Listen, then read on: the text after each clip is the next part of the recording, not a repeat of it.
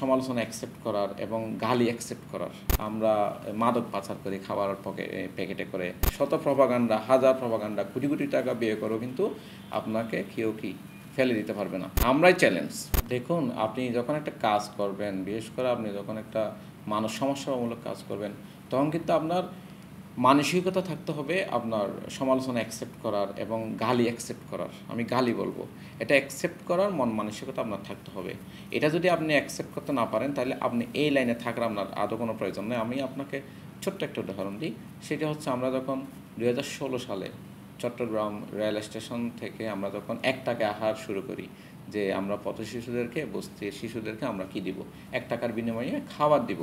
তো ওই সময় কিন্তু একটা প্রপাগান্ডা চলেছিল, যারা এই মাদক কারবারি থেকে আসছিল জিনিসটা। কারণ যেহেতু ওরা এই স্ট্রিট চিলড্রেন যারা আছে, তাদেরকে কিন্তু তাদের মাদক পাচারের ওখানে কিন্তু তারা ইউজ করে। এখন ওরা যখন আমাদের কাছে খাবারে চলে আসবে, আমাদের স্কুলে চলে আসবে, ক্ষতি করে, তখন কিন্তু আমাদের বলা হতো, প্রপাগান্ডা বলা হতো যে আমরা মাদক পাচার করি খাবার প্যাকেটে করে, অথবা বিভিন্ন ধরনের প্রচারণা আমাদের বিরুদ্ধে ছিল।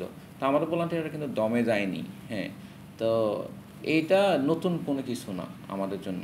প্রপাগান্ডা বলেন, এগুলা অ্যাকসেপ্ট করতে হবে, এবং এগুলো ইগনোর করতে না পারলে আপনি কোনো কাজ করতে পারবেন না।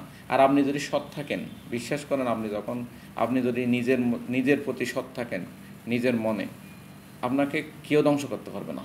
শত প্রপাগান্ডা, হাজার প্রপাগান্ডা, কোটি কোটি টাকা ব্যয় করেও কিন্তু আপনাকে কেউ কি ফেলে দিতে পারবে না। নিজে আমাদের বিদ্যানন্দ ফাউন্ডেশনে আমরা যেটা মনে করি, আমাদের সবচেয়ে বড় চ্যালেঞ্জ হচ্ছে আমরা নিজেরা। আমরা যদি নিজেদের লোভ লালসার ঊর্ধ্বে রাখতে পারি, তাহলে প্রতিষ্ঠানকে কেউ ফেলতে পারবে না, প্রতিষ্ঠান টিকে থাকবে। অন্যরা এটা পারবে না, আমরাই পারবো, আমরাই চ্যালেঞ্জ।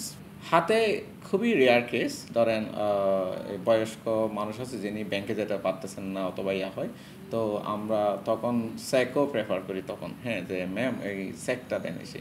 তো অনেকেই আছে এই যে না, ক্যাশ নিতে হবে, তখন আমরা খুবই রেয়ার কেস, আমরা তখন একটা ডোনেশন স্লিপ দেওয়ার মাধ্যমে ওনার থেকে এটা রিসিভ করি। ব্যয় আমাদের অত্যন্ত প্রফেশনাল ওয়েতে আমাদের ব্যয় হয়। সেটা হচ্ছে, আমাদের আলাদা ফাইন্যান্স ডিপার্টমেন্ট আছে, তা আমাদের অডিট ডিপার্টমেন্ট আছে, বাজেট কমিটি আছে। হ্যাঁ, তো আমাদের সংশ্লিষ্ট যে প্রজেক্ট আছে, প্রজেক্ট ম্যানেজার তারা প্রজেক্ট ডিজাইন করে আমাদেরকে জমা দেয়, বাজেট অ্যাপ্রুভ করে, বাজেট অ্যাপ্রুভ করার পরে সেটা ফাইন্যান্সের মধ্যে দিয়ে যেতে হয় অ্যাপ্রুভাল পদ্ধতিতে, এভাবেই যেতে হয়। তা আমাদের এখানে ধরেন আপনি 5,000 টাকার উপরে আপনি ব্যয় করতে হলে আপনাকে ভেন্ডর পেমেন্ট করতে হবে।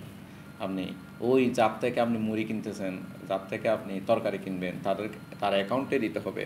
ইভেন আপনাদের 10,000 টাকার উপরে যদি আপনি কোনো জায়গা থেকে পণ্য কিনি, সেক্ষেত্রে তার ট্রেড লাইসেন্স আছে কিনা, তার সরকারকে সে ট্যাক্স দেয় কিনা, কমপ্লাইট প্রতিষ্ঠানটা কমপ্লাইট কিনা। বিদ্যানন্দ ফাউন্ডেশন সম্পূর্ণ 100% কমপ্লাইট একটা প্রতিষ্ঠান। বিদ্যানন্দ ফাউন্ডেশন যাদের সাথে পার্টনারশিপ করবে, যাদের থেকে পণ্য কিনবে, বিদ্যানন্দ ফাউন্ডেশন যারা ভেন্ডর হবে, তাদের সবাইকে এটা কমপ্লাইট হতে হবে, আইন সিদ্ধ হতে হবে, আইন মান্যকারী প্রতিষ্ঠান হতে হবে।